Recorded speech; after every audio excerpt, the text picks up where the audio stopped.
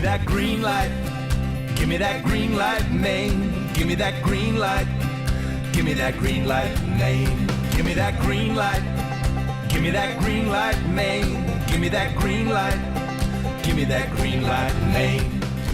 Welcome to the 2018 finale of Greenlight Maine, which is being brought to you tonight by Maine & Company and W.S. Emerson. From the beautiful Gracie Theater at Husson University in Bangor, here's our host, Julene Gervais. Good evening. Welcome to Greenlight Maine. Thank you so much for joining us. We are on the beautiful campus at Husson University at Gracie Theater. The entire season comes down to this moment. We have our 3 finalists, and one will be going home with a check for $100,000. It is important to note every contestant on this show is a winner. They are the most talked about entrepreneurs in the state of Maine, helping to drive the state's economy.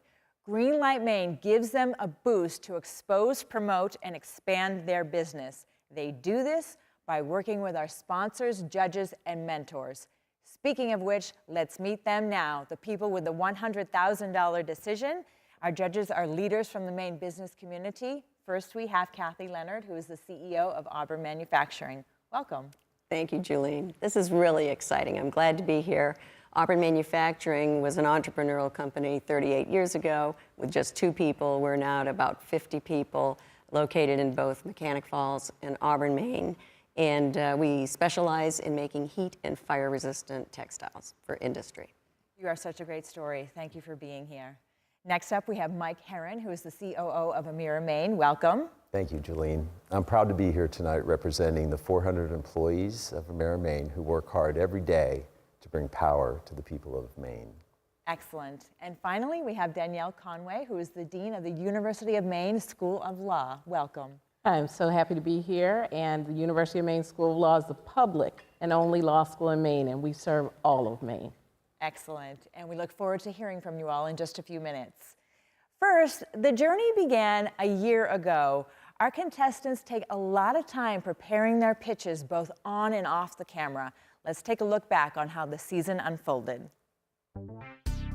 Season 3 of Greenlight Maine started last year with 26 contestants going head-to-head against one another. And after 13 episodes, those finalists duked it out in May for the final 3 spots to make it to tonight's finale, where they'll be competing for the $100,000 grand prize.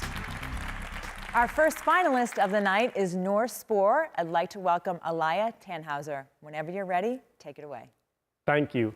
I'm Elia Tannhauser, co-founder of North Spore. The world is hungry for superfoods and sustainably grown produce, and North Spore is at the leading edge. A 2018 Whole Foods market report lists mushroom products as the 3rd fastest growing food category in the US. We produce specialty mushrooms, mushroom products, and spawn, the genetic material used to cultivate mushrooms.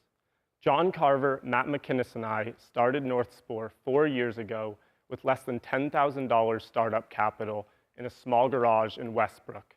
We started off washing things in a 55-gallon drum with a garden hose in the driveway, but within 6 weeks, we were harvesting our first mushrooms and selling them to restaurants in Portland.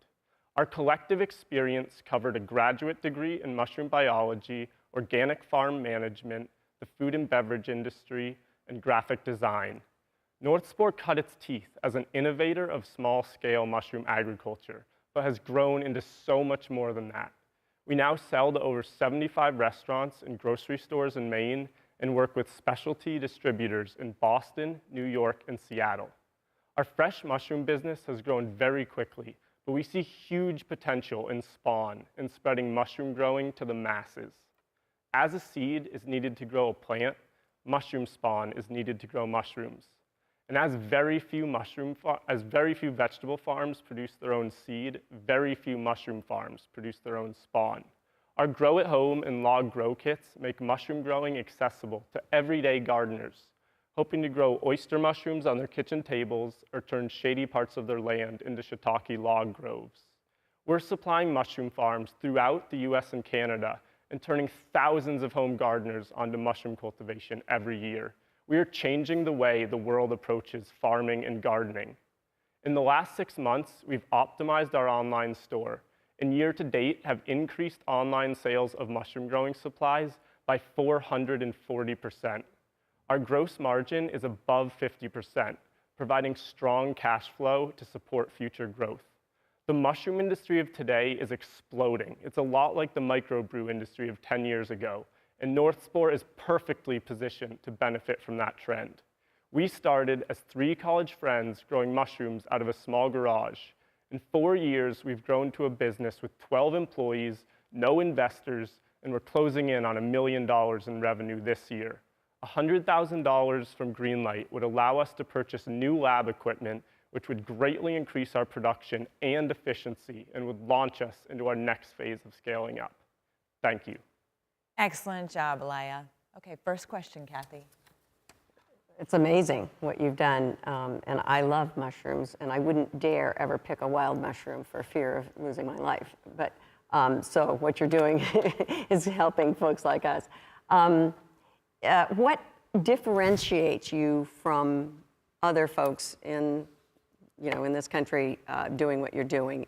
There's no other people doing this, or what? So no one is doing it the way we are. We're really taking mushroom growing into the 21st century.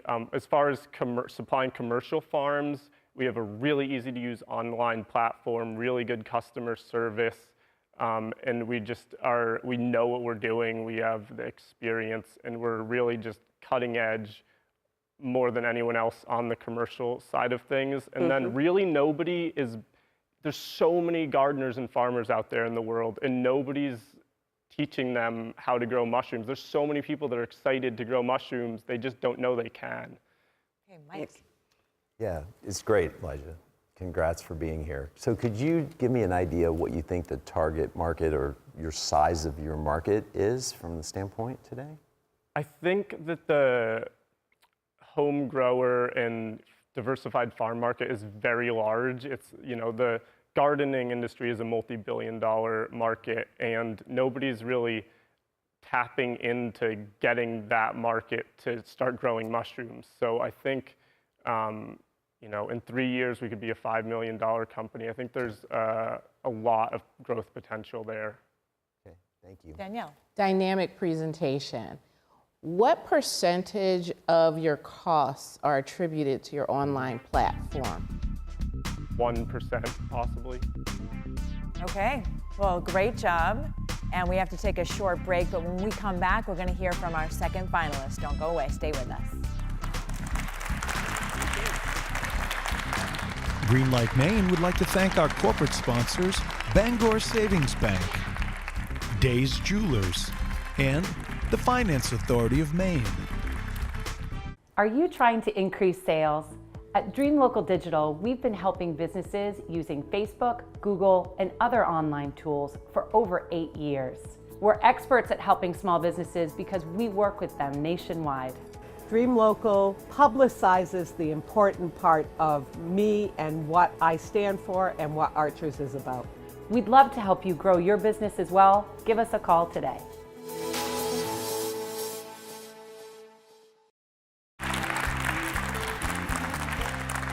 Welcome back to the season finale of Greenlight Maine. Our second finalist is Zootillity. I'd like to welcome Nate Barr. Congratulations. Thank you. Whenever you're ready. Hi, I'm Nate Barr, founder and CEO of Zootillity. Zootillity is a modern American manufacturing company. I started the business with Pocket Monkey, the world's first credit card-sized multi-tool that you can put in your wallet and carry with you everywhere you go. I put it on Kickstarter and raised $30,000 from 2,000 backers. I then spent the next 2 years and $100,000 setting up a stamping die to scale the product up.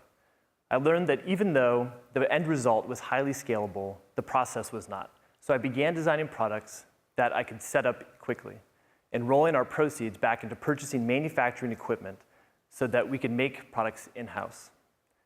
Over the last 3 years, we've grown from one product to a portfolio of over 500 stainless steel and wood laser-cut products. Zootility's products are protected by 18 granted or pending patents. We sell primarily to retailers and attend trade shows in both the US and Europe. We sell to about 1,500 accounts, including REI, the Guggenheim Museum, Ace Hardware, to name a few, as well as over 200 stores in Maine. Zootility's competitive advantage is making products quickly in small batches. We carry little to no inventory and make products just in time. We do this with equipment that has digital-only setup. With automation, once you've set it up the first time, you can run it again with very little effort. Zootillity thrives by taking new manufacturing technology and applying it to consumer industries that have not yet adopted it. We have already identified several new technologies and many product categories that we can continue to replicate this model for massive growth. At the moment, we see a great opportunity to provide what customers have long been asking for, activity-specific multi-tools, like biking, fishing, skiing, surfing-specific tools. These are very hard to make at scale, but we now have the processes and systems in place to do it. But we are out of capacity. We need $200,000 to buy a second laser cutter. This one is 4 times as powerful and faster, and will have the capacity to make all these new products. With an investment from Greenlight Maine, we will be able to continue on our path of rapid growth and bring American manufacturing and jobs back to the state of Maine in a modern way. Thank you. Excellent job. Okay, let's kick it off with Kathy for questions. Thank you. Good presentation. Oh, thanks. I know I've seen this product at trade shows and so forth. It's awesome. popular. Yeah. Yeah. And I think it's priced right. You know, it seems to be a good quality product. We try to be competitive on pricing. Otherwise, Absolutely. it's going to be a difficult push. Yeah. So you're able to make products out of both metal and wood. Is it always stainless steel? We always use stainless steel for our products currently. Okay. We've started experimenting with titanium and aluminum, but we have one fiber laser cutter, which is a new technology in the last 5 years. That's why most other manufacturing companies don't have this. It's too expensive to bother using with overseas cheap labor markets. And companies over here who look at a 20 to 30 year investment period haven't invested in it yet. We have 2 smaller machines that we used initially for packaging and for our displays that can do wood, but now we've started making new products on them. You can see those 2 puzzle coasters there, or the 8 puzzle coaster designs, which are now made on our CO2 lasers. Excellent. Mike. Yeah, so if you could give me an idea what your current sales are in the last year. Yeah, we do about $2 million in revenue. Okay. You mentioned you had 18 patents. That's right. Could you distinguish whether they are process patents or product patents or both? They are utility patents and design patents. We have both. Some covering the same product so that we have more than one way of protecting it. We also have international patents and domestic patents. We also apply for trademarks and copyrights. So we use the entire portfolio of tools at our disposal to make sure that these things that we invest our time into developing can be protected. Another question. Well, and I guess I'm just surprised that you haven't seen more competition from offshore. Tell me about that again. How does that work? How do you prevent somebody from copying these things immediately? Sure. Is it the patent, or do you feel like you have to, are you having to chase after people? We have had to, unfortunately. There's a product that copied us right out of the gate called Wallet Ninja, but we've effectively litigated against them, protecting our patents, because if we're not doing that, then we're not actually having any value behind it. So other companies see that we have that litigation in the public. It's an unfortunate thing, but it's a necessity, and it prevents other people from wanting to even enter the space against us because they know that we'll protect it. Okay, great job and great questions from our judges. We're going to take a quick break. When we come back, we're going to hear from our final contestant. Don't go away. Stay with us. Greenlight Maine would like to thank our corporate sponsors, Husson University, the Maine Department of Economic and Community Development, and MEMIC. For almost 25 years, MaineBiz has been providing business news, information, and analysis for business owners and C-level executives in Maine. From Fort Kent to Kittery, MaineBiz serves the decision makers of Maine across multiple channels, including its flagship print digital publication, website, events, daily report, real estate insider, and weekly newsletter. Let MaineBiz help your business succeed. Inform, engage, connect.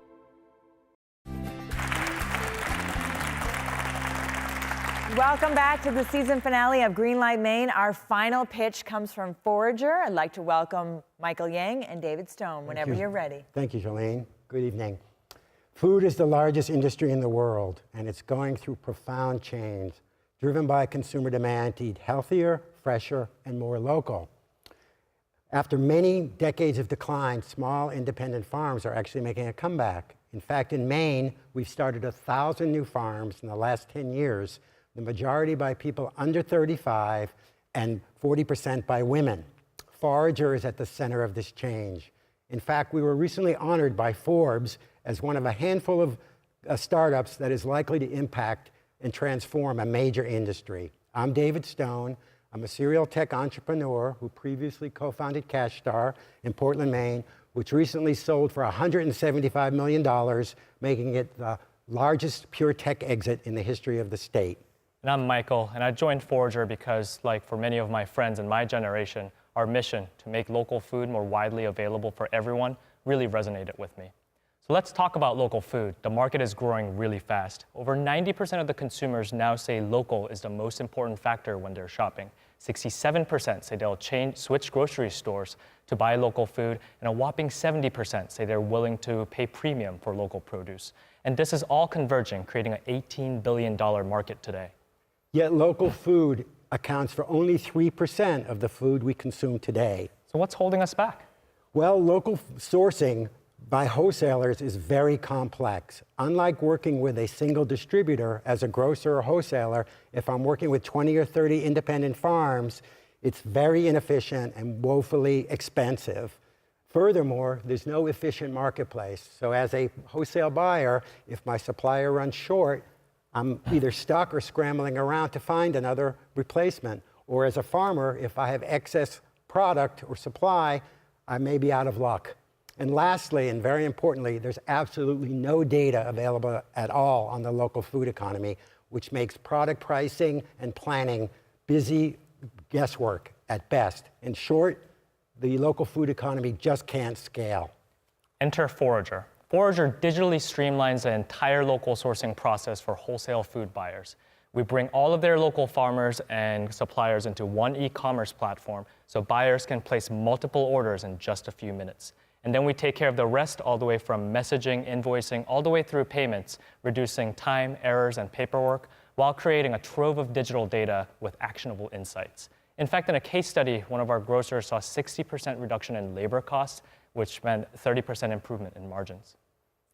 Since launching just over a year ago, we've already generated $1.5 million of local sourcing through our platform. And we've expanded beyond Maine to New York and Vermont. We now have almost 20 grocers and distributors on our platform and 150 farms. Innovative farms in Maine, like Spore, who is competing with us here today, is also a supplier on our platform. A technological solution for local food economy can help increase sales for a lot of local farms. And if we're lucky enough to win here tonight, we'll be able to develop a lot of robust features for farmers and expand into new markets. In summary, we're building the digital pipeline for local food, connecting hundreds of farms with dozens of wholesale buyers. The market's growing really fast. Our product is resonating really well with our clients. I'm a very successful serial entrepreneur. Maine was once the breadbasket for New England. We can make it the hub of local food and agriculture technology, create hundreds of jobs, and bring millions of dollars of capital into the state. Please join me in our mission to make locally sourced food widely available to everyone. Thank you very much. Nice job. And quick question, Kathy. My question is, what drove this, what was the seed of this innovation? Did it start with you, or did you bring it from the marketplace to you? So after my last startup, I wanted to do something that would have long legacy value and be really relevant to Maine, besides creating great jobs, which my last company did. I did a lot of research, had grants from the states, walked the farmers markets, talked to consumers. I have 5 kids. My grandparents were farmers, so I did a lot. I spent 2 years just doing research and talking to people. Mike. Do you have any patented technology? Not yet. We have several patentable items, and I do have 4 patents under my name, but we need money to actually file patents. Okay. So you promote that you have 60% reduction in labor costs. What new labor positions are created by this? I'm going to just take it, not that. So, so when in the age of Amazon, which bought Whole Foods, right? So we're trying to help independent grocers compete. So the most important thing besides streamlining the process is for the person to be on the floor rather than chasing farmers by phone or email or text. So if they're on the floor able to help consumers, that will drive increased sales. In fact, when consumers report that they're unhappy with local produce at their store, 67%, and many of them abandon their shopping carts. So if there's not someone there to help them. Thank you, David and Michael. I'm so sorry. okay. We got to take a quick break. When we come back, our judges are going to weigh in on all three contestants. Don't go away. Stay with us. Greenlight Maine would like to thank our corporate sponsors, Pretty Flaherty and Wex. Thomas College believes in innovation. From the Harold Alfond Institute for Business Innovation and our Center for Innovation in Education to 3-year undergraduate degrees and accelerated graduate programs in business, cybersecurity, and criminology, innovation is in our DNA. Money Magazine ranks Thomas 23rd in the nation for value, and our Guaranteed Job program backs that up. Thomas College, personal, practical, guaranteed. Thomas College is a proud sponsor of Greenlight Maine. Please join us to find vital information on our website at greenlightmaine.com and be a part of our vibrant community on Facebook, Instagram, and Twitter. Together, we're building Maine's future, one dream at a time. Welcome back to the season finale of Greenlight Maine. This is the time of the show where we get to hear from our judges, so the audience is dying to know what you think. Let's start off with the positives. I mean, all three presentations were excellent. They're exciting projects that they're working on. Very impressed. North Spore, as far as North Spore was concerned, they're so passionate about mushrooms. It's unbelievable. Yeah. And they're not only passionate, they're knowledgeable. And these guys, I just think it's an excellent team that they've got. They happen to bring together all the aspects of a business that they need. And it's showing because they already have sales and so forth. So. Yeah, and you mentioned that kind of in the break, how they just bring each piece to the table, right? Having the technology, right. The understanding of mushrooms, which you don't know many people that do that, plus right? the marketing. And the marketing and business. I just think that as they look at their market, the scalability potential seems really high. Mm-hmm. Yeah. I like the sustainability feature of their endeavor, and I think that they're only going to grow with investment. How about Zootillity? I was very impressed with Nate's presentation as well. I was really surprised by how many products, how many SKUs they've been able to make, and out of wood and metal. You know, it broadens their product line, and I think they're very adept at knowing what it takes to compete with other countries. I thought that was great, to trying to keep manufacturing here, and the only way we can do that is to be smarter and to work faster and more productive. Yeah. And I'd like to point out too to our viewers at home, you folks learned so much during the commercial breaks that don't always come out through their pitches. So that's what you were referring to about their foreign markets. Yeah. And what I was impressed with was Zootillity, the fact that they did actually get patents and to protect their product. And as we had chatted, that they protected and showed an example where they've done that. So I thought that was, that was very right. And the fact that they know how to defend their patents, because patents only valuable if you need to protect really it. Excellent that they diversified their product line using the technology that they had. Absolutely. Absolutely. And let's talk about Forager now. Yeah. Well, I love food, so and it looks like they represent some very good companies here in Maine that are making artisanal foods and so forth. And I just think they're struggling a little bit because it's difficult to build this community that they're trying to build. That they have a big climb there. But it's a great concept, and I know that MOFCA in the state of Maine is a very strong organization, and the farmers do want to work together. And a lot of people in Maine are motivated to buy healthy food. Yeah, it definitely fulfills a need, for sure. Yeah, I definitely see that's organic and farms here. As I mentioned, they're growing so fast, so I see that they're trying to fulfill the need. I think it's just as they mentioned, it seems such a fragmented market with all the farmers trying to pull that together. So I see that as, both an opportunity and a challenge. And I thought they used their technological skill to provide software as a service in a market for organic wholesalers to develop a streamlined approach to efficiently getting their foods out. Great, some great discussion. We got to take a quick break. When we come back, we're going to find out who the season 3 winner is. Stay with us. Prize money for Greenlight Maine is provided by Maine DECD, helping businesses and communities prosper, and Bangor Savings Bank. You matter more. FAME is one of the great resources in our state to enable businesses to find financing. FAME helps Maine businesses create and retain quality jobs. Every person that we've dealt with at FAME has been helpful and has been, for us, a partner. The whole idea is to find the right tool for the right job. FAME is the right tool because it's flexible and they're there when you need them. From business startup through maturity, FAME works to get you to yes. Thank you, FAME. Thank you, FAME. Thank you, FAME.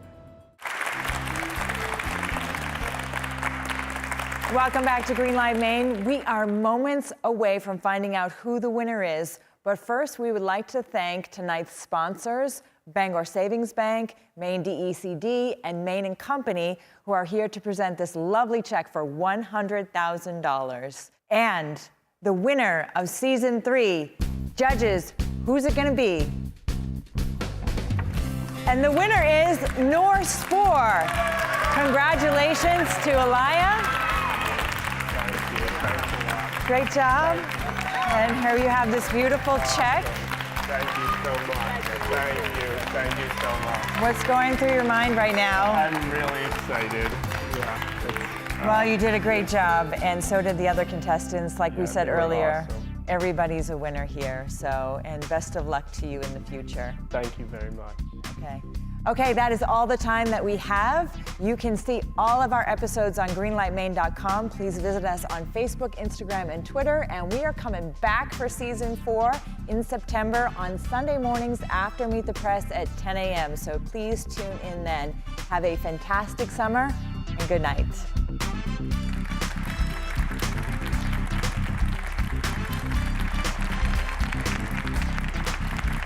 Tonight's Greenlight finale has been brought to you by Maine & Company and W.S. Emerson. Thank you. Broadcast facilities provided by NESCOM, the New England School of Communications at Husson University. Furniture for Greenlight Maine is provided by Thomas Mosher Furniture, handmade American furniture since 1972. Greenlight Maine would not be possible without the support of all of our corporate sponsors. Thank you.